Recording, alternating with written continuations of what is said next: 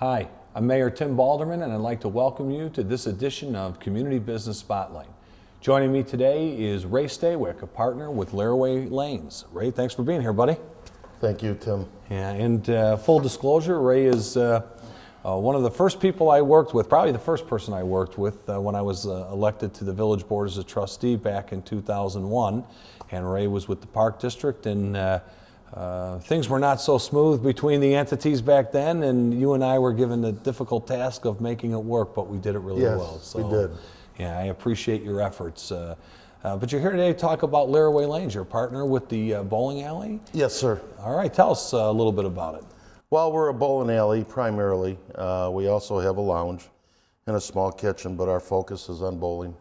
We've been focusing on family type packs, as to say, or whatever, to try to draw families out with kids, making it a little bit reasonable in this economic times, for at least to come out and have a couple hours of fun. And it seems like it's being used. Okay, so aside from that, that's, you know. Well, people are going to say Laraway Lanes. Where's Laraway Lanes? Well, we're down at the corner of Nelson and Laraway Road. Our address is 1009 West Laraway. We're located kitty corner from CVS in, I don't know what the name of the shopping center is that we're in, but we're the biggest building there. And we're in New Lenox. Right, and formerly known as, of course, Country Lanes. Country yes. Lanes, and now changed to Laraway Lanes. And, Right. And I had the opportunity to come in and see you not that long ago. And boy, you guys have done an awful lot of work in there, haven't you? Well, part of that was with the previous operator, and then as we came in, we've done some stuff. They put in the carpet, but we've done the ceiling tiles, we repaired the air conditioning, a lot of elbow grease. The end of September and through most of October, it was just getting and cleaning because it wasn't used too much in the last year, from what I understand. So we focused on that. We brought in overhead scores, which originally wasn't in our plan. But since we took over after the league started, it's basically a league house. We needed to help attract open bowling. Mm-hmm. And we thought that the overhead, the investment for the overhead would be well worth it. And I think that has helped us a lot with bringing in open bowling. We're very busy on Fridays and Saturday nights. That's great. And such, and then on Sundays we have good Sundays and not so good Sundays. So more and more people are coming out as the weather has gotten colder. Sure. We're like the opposite of a golf course. No one's golfing right now. Right. People are bowling. And I am talking with Bob out at the golf course about maybe next summer having a golf and bowling tournament. Oh, nice. We'll combine it. So I have to get together with Bob and see. And I started Dale Larson and I started the golf and fish, and that has taken off out there, a family type thing at the golf course. So I was thinking maybe we could do something similar with that. Absolutely. Now, you have a great deal of experience with recreation, being on the Park District for so many years. Mm-hmm. To me, you're a natural to be involved in this bowling lane and in the business there.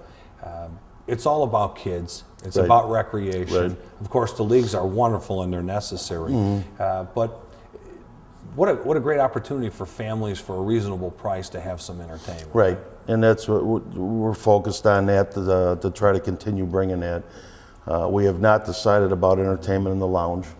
We know that we are going to have entertainment in the lounge, maybe karaoke or some small groups, but that isn't the priority. The priority is for the families and getting them in. And our New Year's Eve parties that we had two, and they were impromptu because we found out only like a week or 2 weeks before New Year's Eve that that's what Country Lanes used to do. And we put together one for at 5:30 and one for at 8:30. Mm-hmm. And it was up to 6 people to bowl for 2 hours. We put in party favors. We supplied a Papa Joe's 18-inch pizza with 1 topping, 2 pitchers of pop. And both of them filled up in no time. Oh, great. And both of them were just very successful. We didn't know, with having to clean up and get ready in between the two and such, everything worked out good, and we were able to get open bowlers who were waiting after the 8:30 party Okay, we were able to get them started on the lanes by 11 o'clock, because the other one, 10:30. We had about 6 or 8 people came up to me and wanted to know if they could do reservations for next year. Wow. So it was marketed as a pure family type thing, and that's how it turned out. Bunch of kids having fun. No one got out of control or anything. The kids had a good time. We had a countdown at the end of each party for Happy New Year's. Everybody blew their horns and stuff like that. So it was a very good time. Okay, and we saw with that I think reaching out for more of the family, and it does come down to the kids, and it's one of the other things that we're trying to do with our junior program is to get that back to where it was when my kids were little. The junior programs were taking up almost 20 lanes on Saturday. We take up, I think, around 10 or 12 lanes. So we've instituted some stuff in conjunction with the other leagues where they have things such as Break the Bank, where is a collection of things, of money, that if you get a certain number of strikes in all 3 of your games, you'll break the bank, which 10% of the current amount in it goes to the scholarship fund for the juniors. Wow. So we're trying to help them in that way and other ways.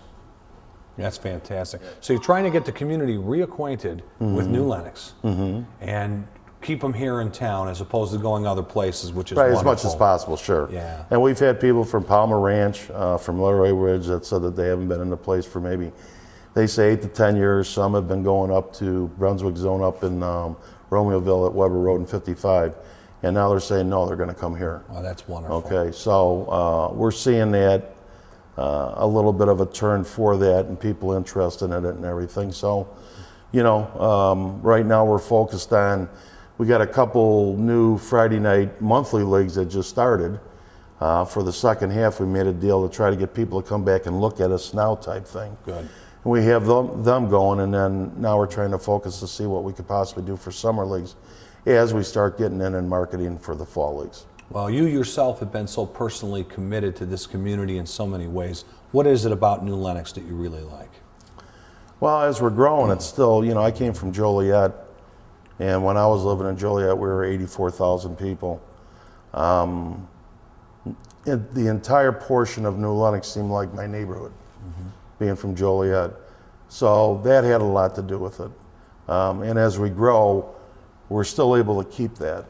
And I think we probably won't be able to keep it forever, but as long as we can, I think it'll work out better for the community as a whole. No doubt.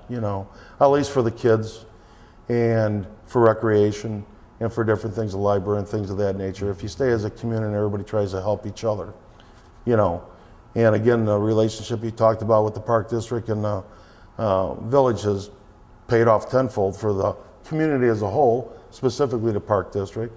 Right. They get to share a similar relationship with the school districts that have been very good. So you get all these government bodies working together, okay, I feel you can get a better bang for your buck. No doubt about it. Well, I want to thank you and your partners for taking over here at Laraway Lanes and getting things up in shape and having a nice place for our people to come and entertain themselves for a reasonable price.